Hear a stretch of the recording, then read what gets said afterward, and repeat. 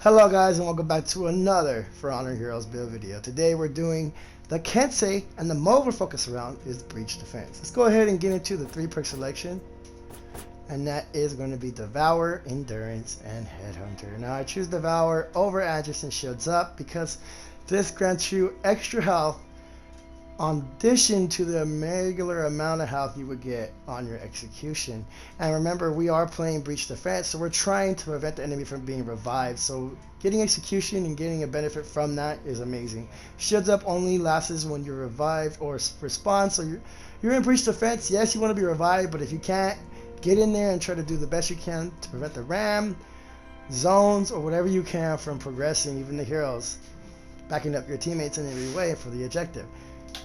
So you're probably not going to get revived as much, and most of the time Breach Defense players don't really care too much about trying to revive you because they know, hey, I need to try to stop these players, okay? So that's only going to really work whenever you respond. And then you get a 15 health over, like replenished, instead of having a shield that's only going to work one time. Devour works for every execution you do while you're alive. Aegis increases any shield that you get by 20%. It's pretty cool, pretty decent for these modes, but again, Devour is the way to go, especially since we got Headhunter, which is going to allow you to gain max health increase by 4 after 4 executions. So it has to be like officers or hit players or bot heroes. Not only are you going to get a benefit from increasing your health, but you're going to get additional health from the execution with Devour, which is why those two paired together are pretty nice, because it really makes you be, aka, a devouring Headhunter. No swing.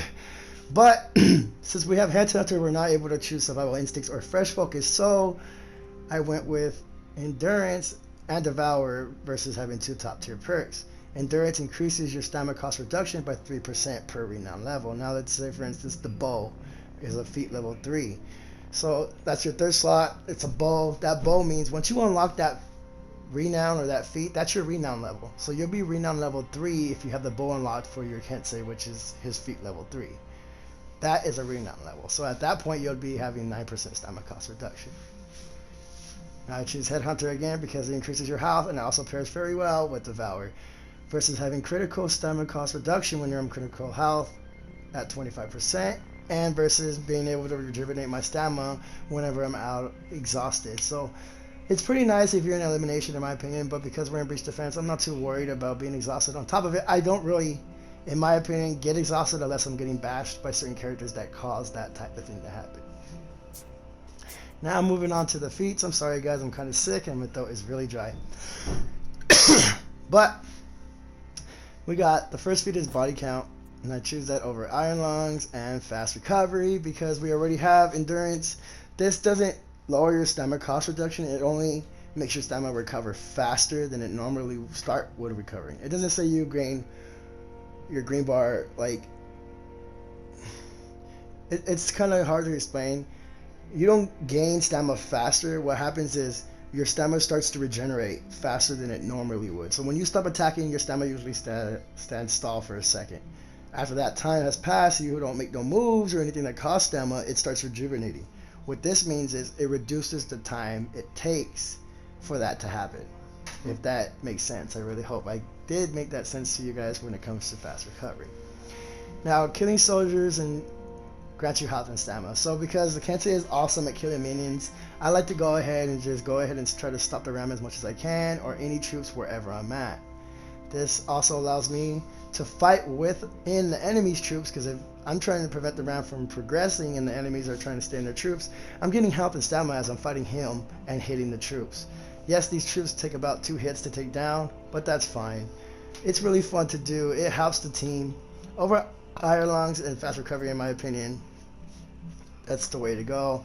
Iron Lungs, in my opinion, is a really useless perk that only benefits you when you're exhausted, with just being truth. Who is trying to be exhausted? And if you're going to try to run away when you're exhausted, you're just going to get sucked up like a vacuum with a guard break. So going on to the second feat, I choose Chilling Stare, and I chose that over Inspire and Smoke Bomb because this lowers the defense of not only the player you cast it upon, but a radius of players around them. So usually I would go with Inspire to try to take down the ram with the minions because it's an awesome combination to do.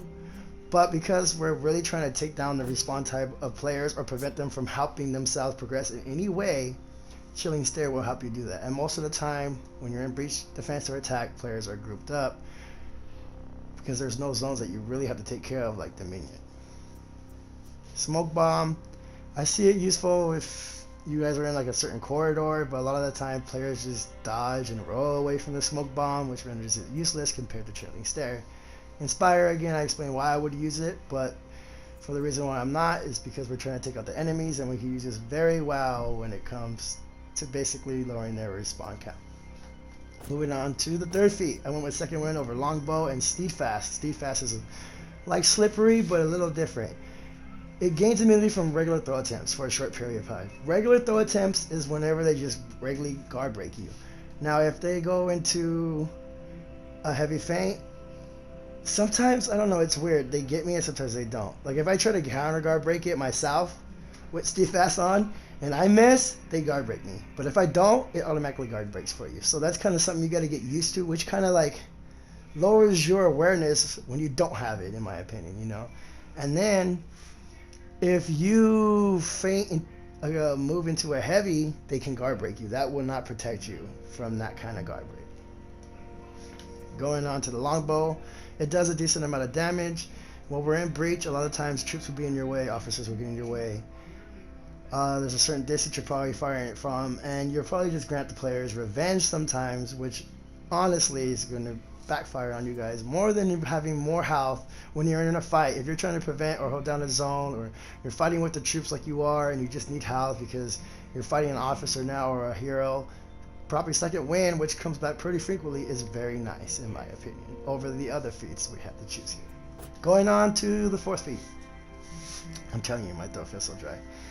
We have Starlight Banner, and I use that over Arrow Storm and Unblockable because this can revive your commander and all your nearby allies. It's really good when you guys are at last stand, but wherever you guys are at, you can prop this down and heal with your group, holding down whatever you need to do with Starlight Banner. Now that's going to benefit you and your group better than Unblockable would for just yourself, which is only going to make your attacks unblockable, which is still parryable, but if you're spamming lights, the players really have to know where those lights are coming from.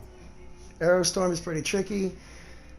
I feel it's better using Dominion. If anything, it's good to help players on your team who are getting ganked, and then also you're also going to be damaging your allies with this. Again, the aerial attack is kind of funky. It's not as great as the Highlander Spears, but it's like really worse than that. It's wider, and the angle you cast it isn't always the way it's going to come through half the time. So my opinion, like I said, healing your commander, healing your teammates, and healing yourself in this mode with this feat is going to be the best way to go. I really hope you guys enjoyed this Kensei build for Breach Defense, and until next time guys, I'll talk to you guys later. Thank you so much for watching.